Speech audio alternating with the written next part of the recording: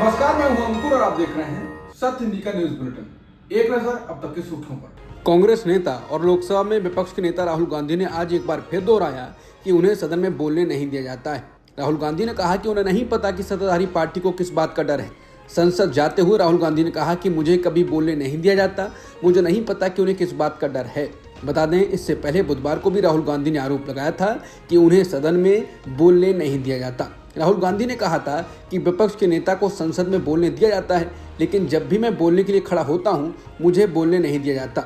पता नहीं संसद किस तरह से चल रही है, जो हम कहना चाहते हैं हमें कहने नहीं देते। बता दें, ओम बिरला और राहुल गांधी के बीच लगातार टकराव बढ़ रहा है। कल राहुल गांधी ने कहा था कि मैं बोलने खड़ा हुआ तो ओम बिरला सदन स्थगित करके चले गए। और एक और खबर आई कि राहुल गांधी सदन में अपनी बहन और वायनाड की सांसद प्रियंका गांधी को दुलार रहे थे। ये बात ओम बिरला को परेशान कर गई। ओम बिरला ने फिर राहुल गांधी को आचरण और व्यवहार का लेक्चर दे दिया। ओम बिरला ने कहा कि विशेष रूप से सदन में नेता प्रतिपक्ष से अपेक्षा की जाती है कि वो उपयुक्त आचरण रखें।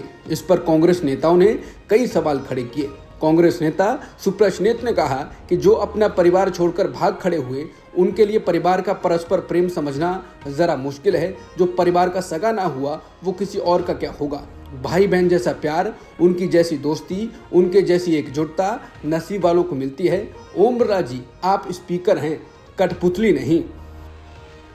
लोकसभा में नेता प्रतिपक्ष राहुल गांधी ने कहा था कि उनको संसद में बोलने नहीं दिया जाता। इस पर शिंदे की शिवसेना के सांसद नरेश महस्के ने टिप्पणी की है।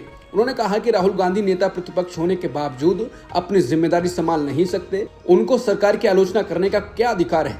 सांसद महस्के ने कहा कि राहुल गांधी खुद नेता प्रतिपक्ष होते हुए भी संसद के सभागृह में बैठते नहीं हैं, कभी आते भी नहीं हैं, जबकि एलओपी का काम रहता है शुरुआत से लेकर अंत तक बैठना। उन्होंने कहा कि सभागृह में क्या चल रहा है वो देखना, जो सरकार की नीति है उसके ऊपर अपनी बात कहना, लेकिन वो सभागृह में बैठते ही नहीं हैं। आते भी हैं तो 2 मिनट के लिए आते हैं और निकल जाते हैं। फिर उनको ये बोलने का क्या अधिकार है। एलओपी होने के बावजूद वो खुद की जिम्मेदारी संभाल नहीं सकते, वो सरकार की आलोचना करते हैं, ये गलत है। बता दें, इससे पहले शिवसेना यूबीटी सांसद संजय राउत, प्रियंका चतुर्वेदी और टीएमसी सांसद शत्रुघ्न सिन्हा ने राहुल गांधी के दावों को लेकर चिंता जताई थी। उन्होंने कहा था कि लोकतंत्र के लिए ये बिल्कुल भी ठीक नहीं है। उत्तर प्रदेश के मेरठ में ईद को लेकर सख्त कदम उठाए गए हैं। मेरठ पुलिस ने इसको लेकर फरमान जारी किया है। इसमें कहा गया है कि ईद की नमाज सड़कों पर अदा नहीं की जाएगी। ऐसा करने वालों के खिलाफ कानूनी कार्रवाई होगी और उसके पासपोर्ट भी रद्द कर दिए जाएंगे। मेरठ पुलिस के इस फरमान का केंद्रीय मंत्री जयंत चौधरी ने विरोध किया है। उन्होंने कहा है कि ऑरवेलियन 1984 की ओर पुलिसिंग।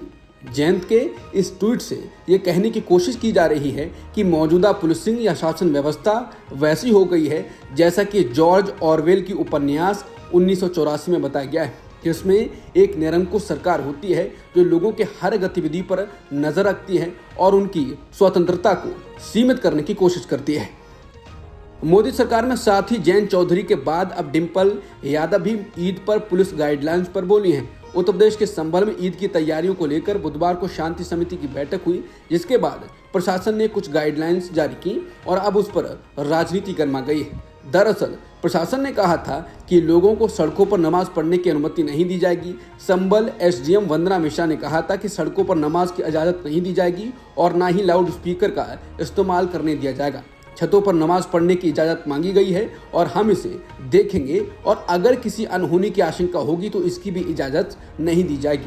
अब इस मामले में समाजवादी पार्टी के सांसद डिम्पल यादव का बयान आया। उन्होंने कहा कि समाज को भ्रमित और डिवाइड करने की कोशिश हो रही है। जब कोई देश ऐसी डिवाइड करने वाली नीयत के साथ चलता है तो इससे देश को नुकसान ही होता है।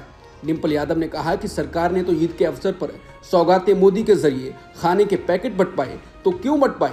सरकार अपनी मंशा साफ करे कि वो क्या चाहते हैं। वो लोगों को एक तरह के भ्रम में रखना चाहते हैं।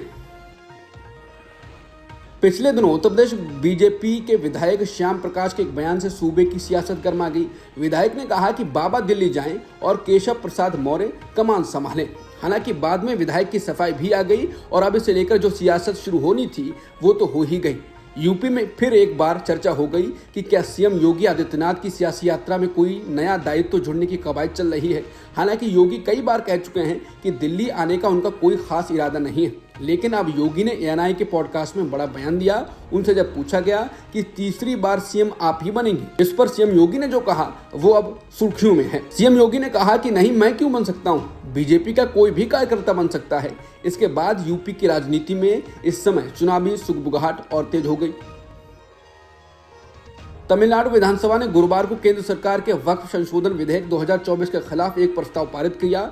मुख्यमंत्री एमके स्टालिन ने इस प्रस्ताव को पेश करते हुए इसे मुस्लिम समुदाय के धार्मिक और संपत्ति के अधिकारों पर हमला करार दिया।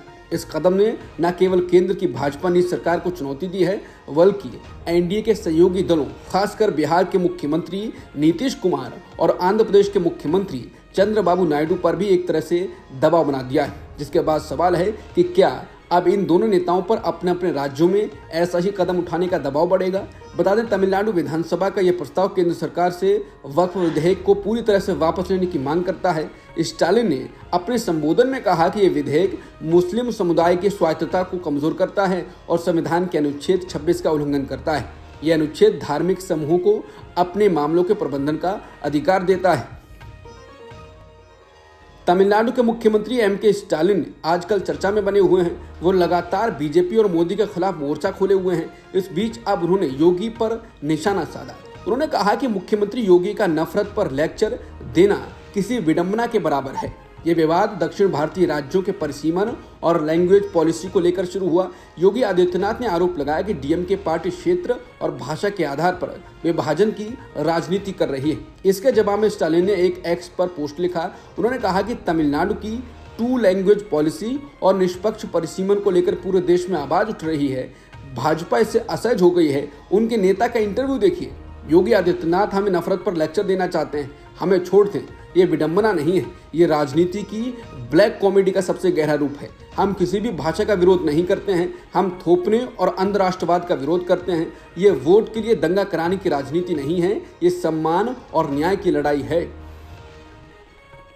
समाजवादी पार्टी के राज्यसभा सांसद रामजी लाल सुमन ने आज कहा कि वो राणा सांगा पर अपनी टिप्पणी के लिए माफी नहीं मांगेंगे, क्योंकि इतिहास को नकारा नहीं जा सकता। रामजी लाल सुमन ने कहा कि उनके घर पर उनके परिवार को नुकसान पहुंचाने के इरादे से हमला किया गया। उन्होंने ये भी कहा कि उन्होंने इस घटना के बारे में राज्यसभा के सभापति को भी सूचित कर दिया। बता दें, रामजी लाल सुमन ने पिछले हफ्ते शुक्रवार को राज्यसभा में राणा सांगा पर कहा था कि मैं जानना चाहूंगा कि बाबर को आखिर लाया कौन था। इब्राहिम लोदी को हराने के लिए बाबर को राणा सांगा लेकर आया था। उनके इस बयान पर राजस्थान की उप मुख्यमंत्री दिया कुमारी ने आपत्ति जताई। इसके बाद बुधवार को आगरा में रामजी लाल सुमन के आवास पर जमकर हंगामा हुआ। करनी सेना के कार्यकर्ता भारी संख्या में रामजी लाल सुमन के घर के बाहर जुटे और अंदर घुसने की कोशिश की। इस दौरान पुलिस और करनी सेना के बीच झड़प भी हुई। देश के 6 प्रमुख बार संगठनों ने सीजेआई संजीव खन्ना को एक पत्र लिखकर दिल्ली हाई कोर्ट के जज जस्टिस यशवंत वर्मा के तबादले के आदेश पर रोक लगाने की मांग की। ये मांग तब उठी जब जस्टिस वर्मा के सरकारी आवास में 14 मार्च को आग लगने के बाद वहां से बड़ी मात्रा में नकदी बरामद होने की खबरें सामने आई। बाद में सीजेआई खन्ना ने इन बार संगठनों के प्रमुख से मुलाकात की। सीजेआई ने बार एसोसिएशनों के प्रमुखों के साथ बैठक की और उनकी मांग पर विचार करने का आश्वासन दिया। पीटीआई ने इलाहाबाद पर निकाय के प्रमुख अनिल तिवारी के हवाले से कहा कि सीजेआई ने न्यायमूर्ति यशवंत वर्मा के स्थानांतरण पर यानी तबादले पर हमारी मांग पर विचार करने का आश्वासन दिया। उन्होंने ये भी कहा कि इलाहाबाद बार निकाय सीजेआई और अन्य ऐसे न्यायाधीशों के साथ बैठक के बाद अनिश्चितकालीन हड़ताल जारी रखने पर पुनर्विचार करेगा। केंद्रीय गृह मंत्री अमित शाह ने एक्स पर पोस्ट कर कहा कि जम्मू कश्मीर में 2 और संगठनों ने खुद को हुर्रियत से अलग करने की घोषणा की। अमित शाह ने इसे कश्मीर घाटी से एक और बड़ी खुशखबरी बताया। उन्होंने एक्स पर लिखा कि हुर्रियत से जुड़े 2 और समूह जम्मू कश्मीर तहरीके इस्तिकलाल और जम्मू कश्मीर तहरीके इस्तिकामत ने अलगाववाद छोड़ दिया और पीएम मोदी जी द्वारा निर्मित नए भारत पर अपना विश्वास जताया। अमित शाह ने आगे लिखा, मोदी सरकार के तहत अलगाववाद अपनी अंतिम सांस ले रहा है और पूरे कश्मीर में एकता की जीत की गूंज सुनाई दे रही है। बता दें, इससे पहले मंगलवार 25 मार्च को गृहमंत्री अमित शाह ने एक्स पर पोस्ट किया था कि कश्मीर में अलगाववाद अब इतिहास बन चुका है। बांग्लादेश को स्वतंत्रता दिवस के मौके पर प्रधानमंत्री मोदी ने वहां की सरकार के चीफ एडवाइजर मोहम्मद यूनुस को एक चिट्ठी लिखी। प्रधानमंत्री ने 1971 के मुक्ति संग्राम का जिक्र किया। उन्होंने लिखा कि मुक्ति संग्राम की बदौलत भारत और बांग्लादेश के बीच मजबूत और स्थायी संबंधों की नींव पड़ी। उन्होंने लिखा, ये दिन हमारी साझा कुर्बानियों और इतिहास का प्रतीक है जिसने हमारी द्विपक्षीय साझेदारी की नींव रखी। बांग्लादेश का मुक्ति संग्राम आज भी हमारे रिश्तों के लिए प्रेरणा का स्रोत है। मोदी ने इस बात पर जोर दिया कि दोनों देशों को एक दूसरे के हितों और चिंताओं के प्रति संवेदनशीलता के साथ आगे बढ़ना चाहिए। बता दें, इससे पहले बांग्लादेश के विदेश सचिव मोहम्मद जसीमुद्दीन ने कहा था कि वो अगले सप्ताह बैंकॉक में होने वाले बिम्स्टेक शिखर सम्मेलन के दौरान मोहम्मद यूनुस और प्रधानमंत्री मोदी के बीच बैठक के अपने प्रस्ताव पर भारत की प्रतिक्रिया का इंतजार कर रहे हैं, जिसके बाद कहा जा रहा है कि भारत और बांग्लादेश के रिश्ते अब वापस से ट्रैक पर लौट सकते हैं। दोनों तरफ से मिलने और शांति की बात हो रही है। रूस के विदेश मंत्री सर्गेई लावरोव का कहना है कि रूसी राष्ट्रपति व्लादिमीर पुतिन की भारत यात्रा की तैयारियां की जा रही हैं। रूस के विदेश मंत्री का कहना है कि व्लादिमीर पुतिन ने भारत के प्रधानमंत्री मोदी की ओर से उन्हें दिए गए भारत आने का निमंत्रण स्वीकार कर लिया है। रूसी विदेश मंत्री ने आज कहा कि व्लादिमीर पुतिन के भारत दौरे की तैयारियां चल रही हैं। अब तक की खबरों में इतना ही। बाकी खबरों के लिए बने रहिए सत्यहिंदी.com के साथ।